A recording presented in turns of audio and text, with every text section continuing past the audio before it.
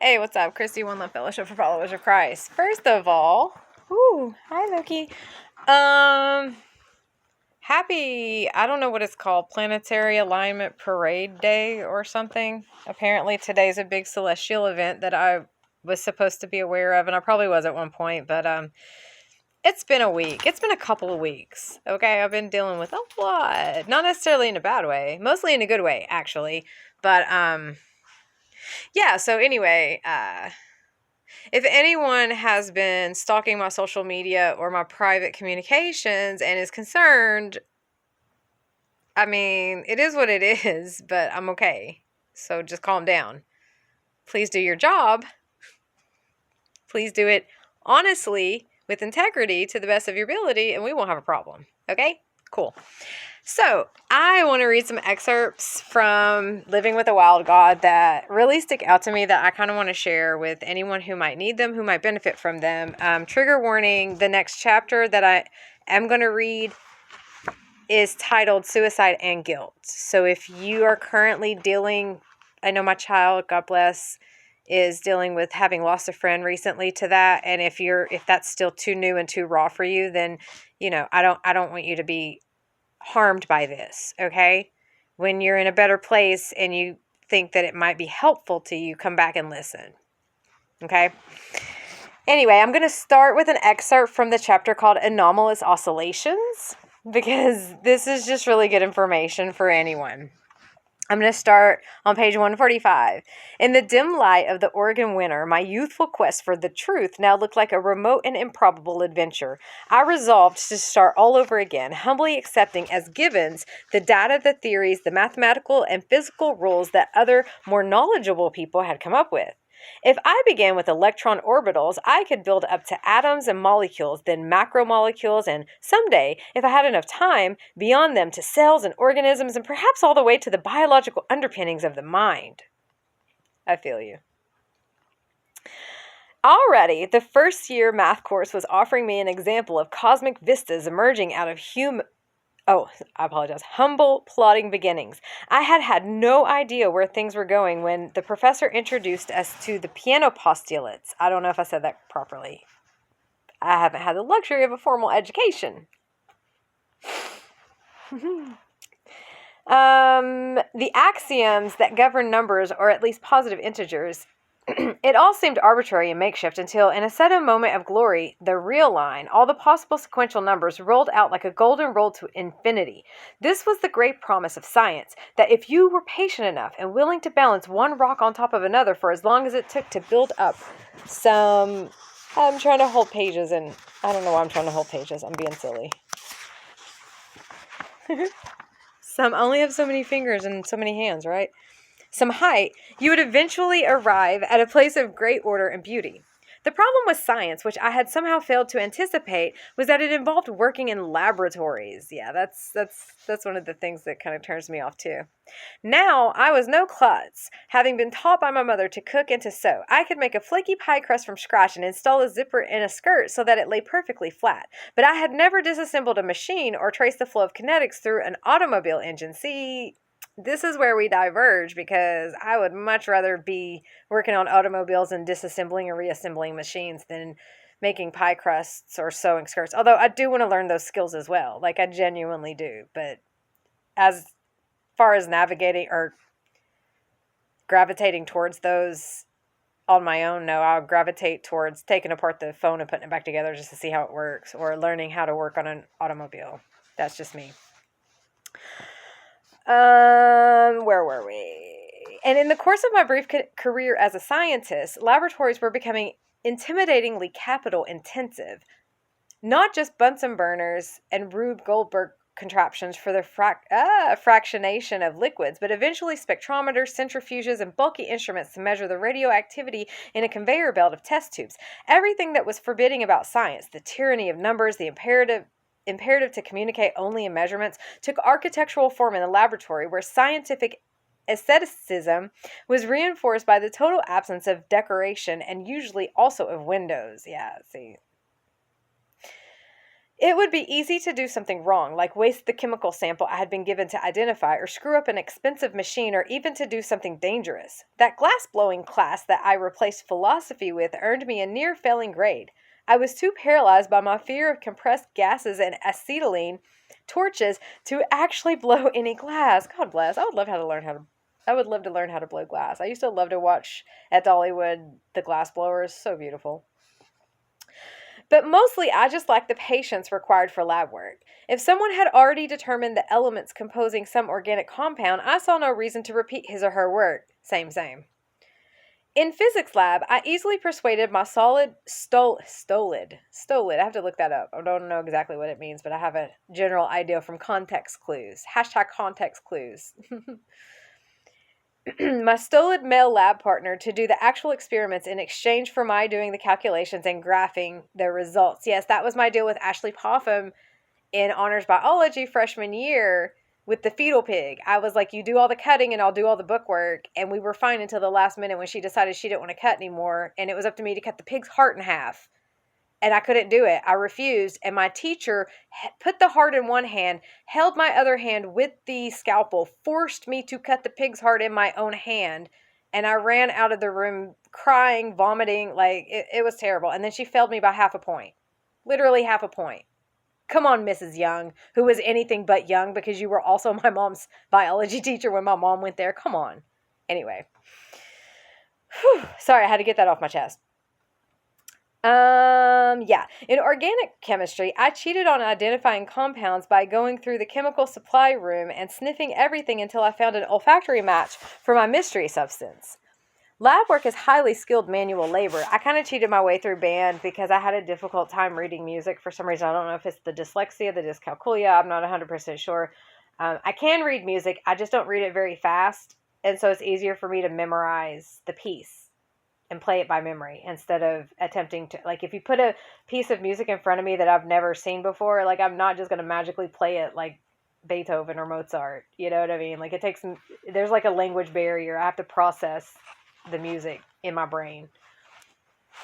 But I memorized things very easily. So I was able to, until my band teacher forced me to stand up in front of band and play a piece that I had never seen before because she wanted to call me out for faking my way through band. I was really good at it because all I had to do was practice on my own until I had the whole piece completely memorized. And then it didn't matter about the music because I could just play it from memory. Anyway.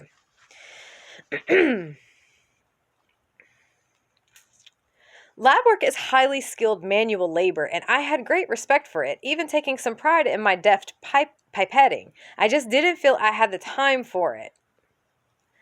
At heart, I was always an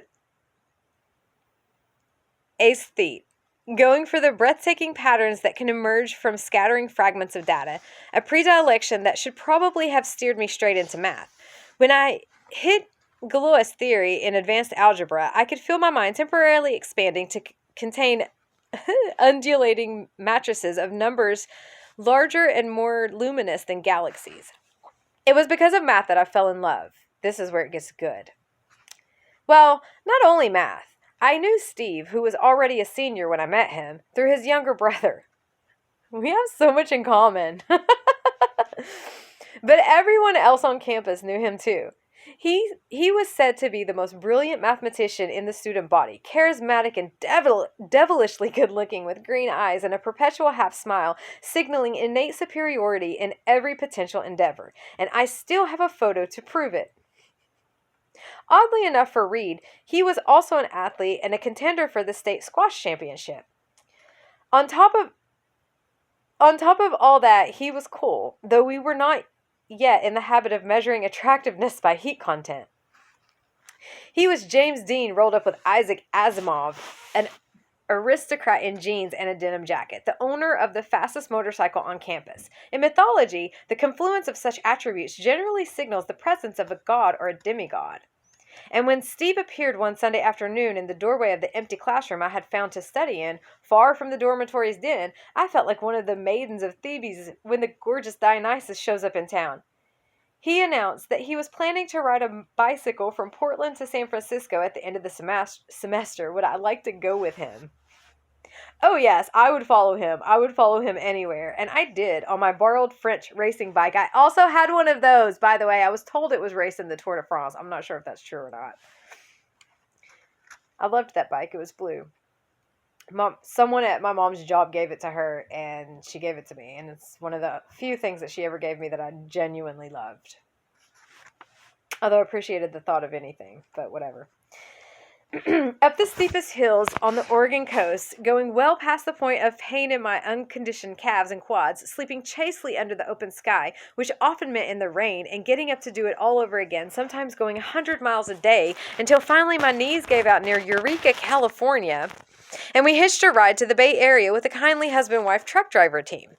One night before my injury, we kissed for the first time under a sickle moon that I could see over Steve's shoulder.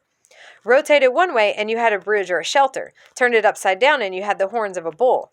But our greatest moment of intimacy was mathematically inspired. We stopped on the side of the road and leaned on our bikes so Steve could explain to me the transfinite cardinal numbers. These are the ones that measure degrees of infinity beginning with Aleph naught, which is the number of integers, 1, 2, 3, etc., and moving on to Aleph 1, which measures the infinitely larger set of all real numbers. There is, after all, an infinite number of numbers between any two integers. All of this, see, I love math, but to me, that's not math. That's just nonsense. It doesn't matter. It's dumb to even consider. Why are you wasting your time thinking about these things? There are more important things to do, 1 + 1 is 2. That's all you need to know. Come on.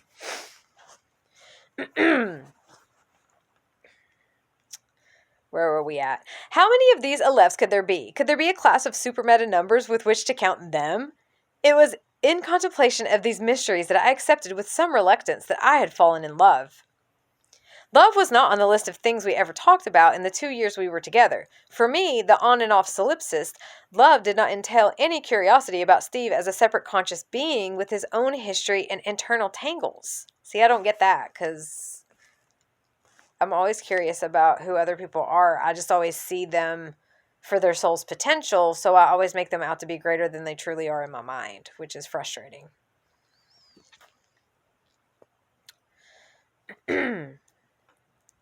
He was a celestial light source, that was all, to which I was attracted like a meteor to a pulsating star. See, you seem to connect to people the way people connect to me, and it's frustrating.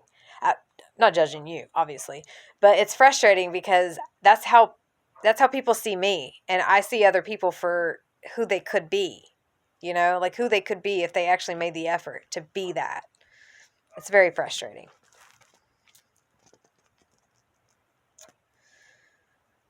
As for his view of human attachments, he was a self-proclaimed logical positivist who disdained all non-quantitative observations. If I had told him that I loved him, he would have wanted to know what units of measurement I was using and whether this condition could be independently verified. This left nihilism as the only common ground we could coexist on. I had lots of friends that we bonded over our nihilism for a while. And a stripped-down kind of communication limited to a shareable data or discussions of the relative merits of mathematics, beautiful and clean, and chemistry, cluttered and fanciful. This is how besotted I was, in between the calculus and the physical chemistry and my efforts to learn German, required for science majors.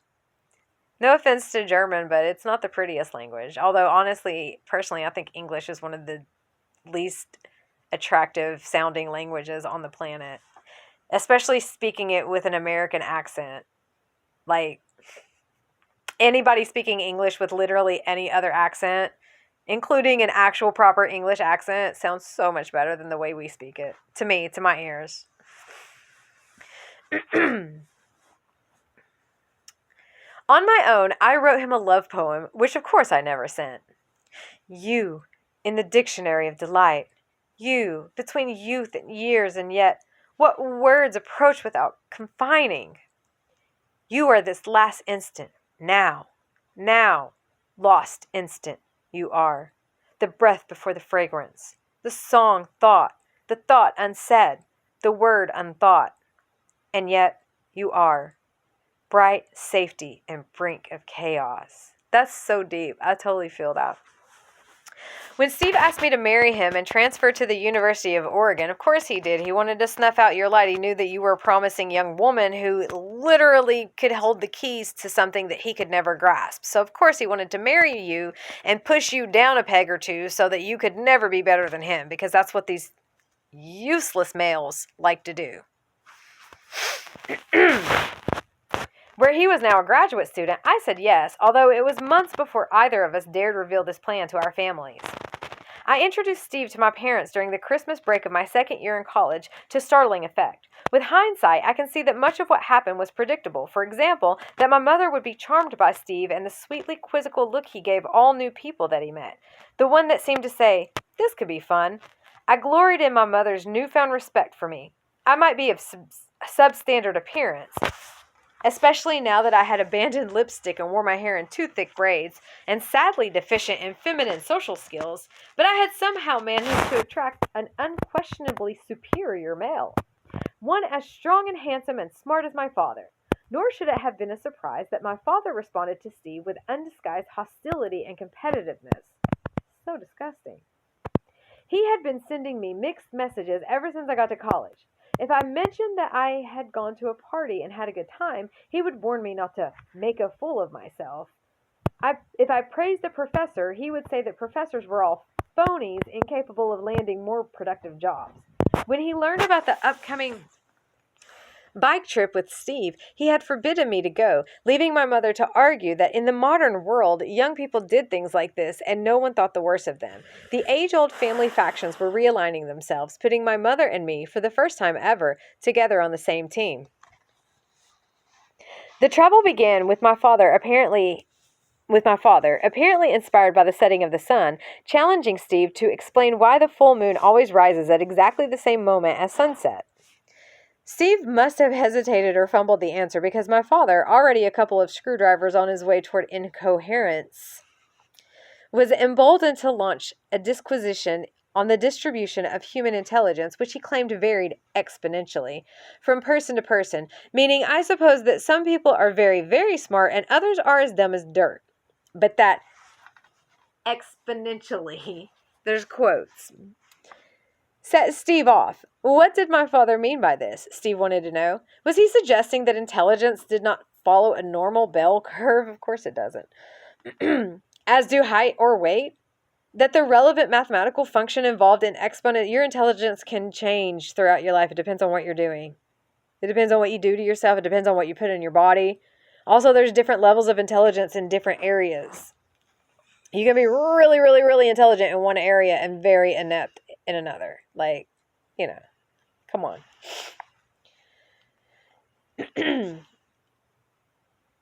That the relevant mathematical function involved exponents, and now I saw my father more completely unmanned than he had been by quantum physics and by someone who could have been a junior version of himself, or might have been if Steve had won his muscles in the mines instead of on the squash courts.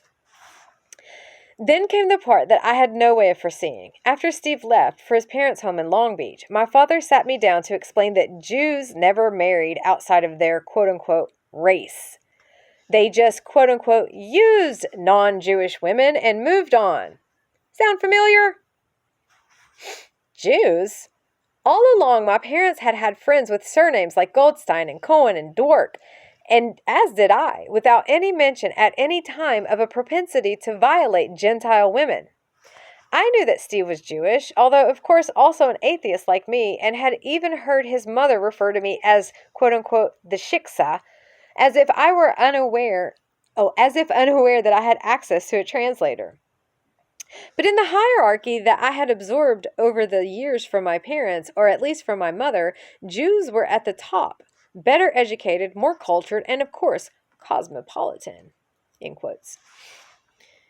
The very traits my mother aspired to, while Catholics with their, quote, mumbo-jumbo religion formed a slatternly underclass, and Protestants were only slightly less benighted. I asked my father for examples of Jews despoiling women for the sport of it, but he was saved from having to answer by my mother's entrance into the debate.